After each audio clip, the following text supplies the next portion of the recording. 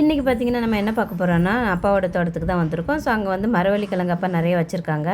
So மரவள்ளிக்கிழங்கு வந்துட்டோம், நம்ம மரவள்ளிக்கிழங்கு கண்டிப்பாக சாப்பிட்ணுன்னு சொல்லிட்டு அப்பா வந்து மரவள்ளிக்கிழங்கு சேர்த்து தரேன்னு சொல்லிட்டு எல்லாமே ரெடி பண்ணுறாங்க. ஸோ பார்த்திங்கன்னா வந்து மரவள்ளிக்கிழங்கு நம்ம பூமிக்கு அடியிலேருந்து தான் வரும். ஸோ அதில் வந்து நிறைய சத்துக்கள் இருக்குதுன்னு சொல்லலாம். அதாவது vitamin C, vitamin B1, vitamin B12 இருக்குது. அதுவும் இல்லாமல் அதில் வந்து கால்சியம், மெக்னீசியம், பாஸ்பரஸ், பொட்டாசியம் கூட அதில் இருக்குது. இது சாப்பிட்டோன்னா நமக்கு வந்து ஒத்த தலைவலி மாதிரி இருந்துச்சுன்னா அதுவுமே சரியாகுமா, நல்ல கண் பார்வையும் கிடைக்குன்னு சொன்னாங்க. ஸோ அப்புறம் வந்து நம்ம ரொம்ப பசியாக இருக்கும்போதெல்லாம் இதை சாப்பிட்டோன்னா நல்லா எனர்ஜி இருக்குமா. ஸோ இது மரவள்ளிக்கிழங்கு பார்த்திங்கன்னா வந்து கேரளாலலாம் பார்த்திங்கன்னா கப்பக்கிழங்கு சொல்லுவாங்க. ஸோ அங்கெல்லாம் பார்த்திங்கன்னா வந்து ஃபுட்டுக்கு பதிலாகவே மரவள்ளிக்கிழங்கே வச்சு சாப்பிடுவாங்க.